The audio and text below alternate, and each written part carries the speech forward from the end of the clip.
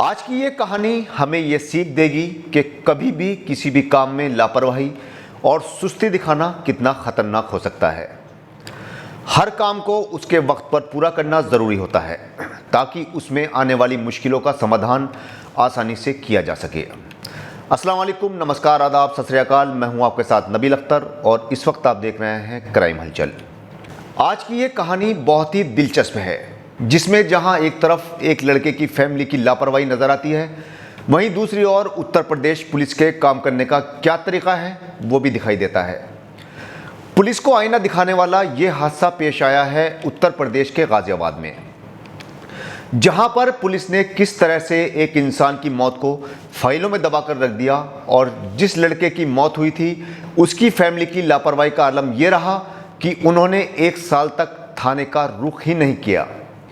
और जब लड़के के भाई ने कार्रवाई की तो पुलिस ने भी अपना काम किया और कातिल भी पकड़ा गया। इस कहानी को हर उस इंसान को सुनना ज़रूरी है जो अब तक ये समझता है कि किसी भी क्राइम को अगर सफाई के साथ अंजाम दिया जाए तो पुलिस के चंगुल में आने से आसानी से बचा जा सकता है।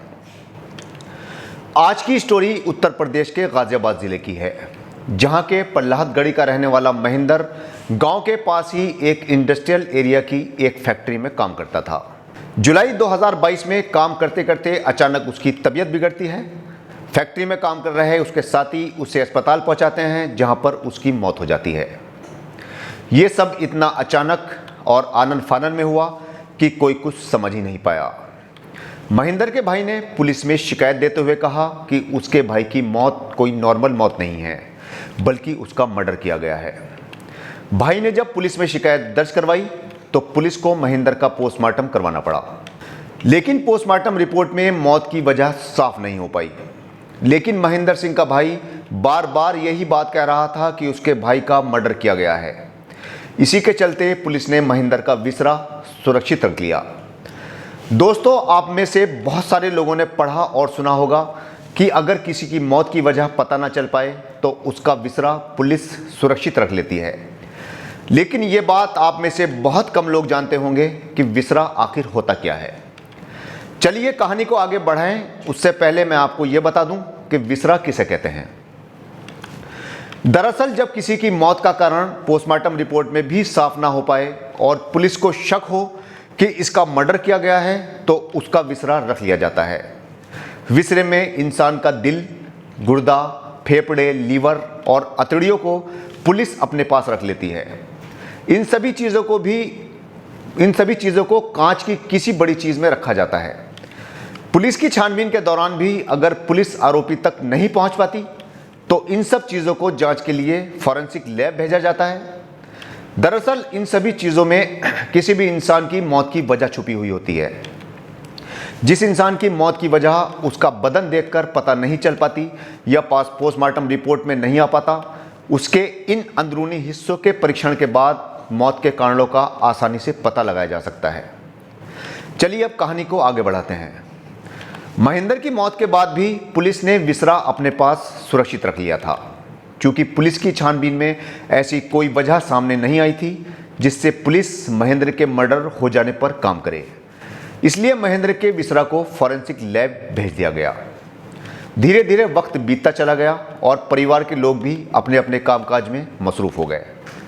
और जब फैमिली ने ही हथियार डाल दिए तो फिर भला पुलिस को क्या ज़रूरत है कि वो किसी फाइल को आगे बढ़ाए या उस पर काम करे। पुलिस ने भी इस केस की फाइल एक तरफ को डाल दी और अपने कामों में मसरूफ हो गई। एक के बाद एक कई महीने गुजर गए और देखते ही देखते महेंद्र की मौत को 1 साल हो गया।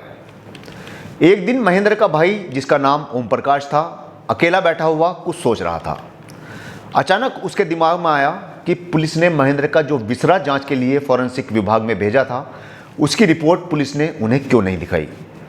अचानक वो उठा और सीधा थाने जा पहुंचा और जिस पुलिस ऑफिसर के पास उसके भाई की मौत की जांच थी, सीधा उसके पास पहुंचा और अपने भाई महेंद्र की विसरा की रिपोर्ट मांगने लगा। उस दिन पुलिस वालों ने उसे टाल दिया, लेकिन ओम प्रकाश को जैसे रिपोर्ट देखने की जिद सी चढ़ गई थी।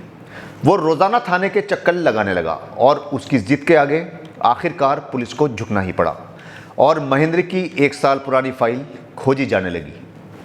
कुछ ही वक्त की मेहनत के बाद पुलिस के हाथ वो फाइल लग गई और जब पुलिस ने उस रिपोर्ट को पढ़ा तो उनकी आंखें खुली की खुली रह गईं। रिपोर्ट में साफ लिखा था कि महेंद्र की मौत जहर से हुई है। अब आप यहां पर यूपी पुलिस की लापरवाही देखिए कि महेंद्र की विसरा रिपोर्ट आने के बाद पुलिस ने उसे देखना तक गवारा नहीं समझा और उसे रद्दी की टोकरी में डाल दिया गया। अगर महेंद्र का भाई फिर से इस केस को ना उठाता तो यह मामला ठंडे बस्ते में जा चुका था। बहरहाल पुलिस ने उस फैक्ट्री का रुख किया जहां पर महेंद्र काम करता था। वहां पर एक बार फिर से उसके साथियों और कर्मचारियों से पूछताछ शुरू की गई, लेकिन एक साल पहले की तरह सभी ने बताया कि महेंद्र एक अच्छा लड़का था, उसकी किसी से कोई लड़ाई या दुश्मनी थी ही नहीं और उसकी तबीयत बिगड़ी थी जिससे उसकी मौत हो गई थी। इसी छानबीन के दौरान पुलिस को पता चला कि महेंद्र ने किसी धर्मेंद्र नाम के आदमी की गारंटी पर फैक्ट्री से कुछ पैसा एडवांस ले रखा था, जिसको महेंद्र वापस नहीं कर रहा था और इस बात को लेकर महेंद्र और धर्मेंद्र में झगड़ा भी हुआ था। अब पुलिस की शक की सुई धर्मेंद्र की ओर घूम चुकी थी, लेकिन पुलिस को पता चला कि धर्मेंद्र यहां से नौकरी छोड़कर जा चुका है। अब पुलिस के सामने टारगेट था कि धर्मेंद्र को आखिर ढूंढा कहां जाए। पुलिस ने फैक्ट्री के रजिस्टर से उसका एड्रेस निकाला, लेकिन वो वहां नहीं मिला। पुलिस ने उसको पकड़ने के लिए एक टीम बनाई। पुलिस ने अपने मुखबिरों का जाल चारों तरफ फैला दिया और कुछ ही वक्त के बाद धर्मेंद्र पुलिस के हाथ लग गया। पहले तो वो नानुकर करता रहा, लेकिन पुलिस की सख्ती के आगे वो टूट गया और उसने पुलिस को बताया कि महेंद्र ने उसके नाम से कंपनी से कुछ रुपया उधार लिया था। अब न तो वो उसे दे रहा था और न ही देने का वादा कर रहा था। इसी के चलते उसने 6 जुलाई 2022 को चूरन में कीड़ा मारने वाला केमिकल मिलाकर उसे चूरन खिला दी, जिससे उसकी तबीयत अचानक बिगड़ने लगी और कुछ देर के बाद ही उसकी मौत हो गई।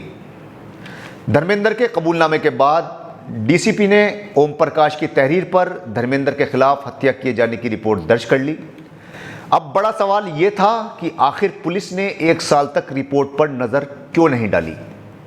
अगर महेंद्र का भाई ओम प्रकाश एक्टिव ना होता और वो बार बार पुलिस थाने नहीं आता तो इस केस को पुलिस बंद कर देती और हत्यारा आराम से घूमता रहता। पुलिस के खिलाफ ओम प्रकाश ने आला अधिकारियों को लापरवाही बरतने की शिकायत दर्ज करवाई, जिस पर अधिकारियों ने जांच की बात कही। उनका कहना है कि इस लापरवाही की जांच करवाई जाएगी और जो भी पुलिस वाला इसमें लापरवाह माना जाएगा उसके खिलाफ सख्त एक्शन लिया जाएगा। वहीं अगर ओम प्रकाश अपने भाई की विसरा रिपोर्ट ना मांगता तो ये केस थाने की चारदीवारी में ही दफन हो जाता। इस तरह एक भाई ने कोशिश करके अपने भाई के हत्यारे को जेल की सलाखों के पीछे पहुंचा दिया और पुलिस का असली चेहरा और उसके काम करने का तरीका भी दुनिया के सामने लाकर खड़ा कर दिया। कल आपसे फिर मुलाकात होगी एक नई कहानी के साथ। तब तक अपना और अपने परिवार का अच्छी तरह से ख्याल रखिए और देखते रहिए क्राइम हलचल विद नबील अख्तर। जय हिंद।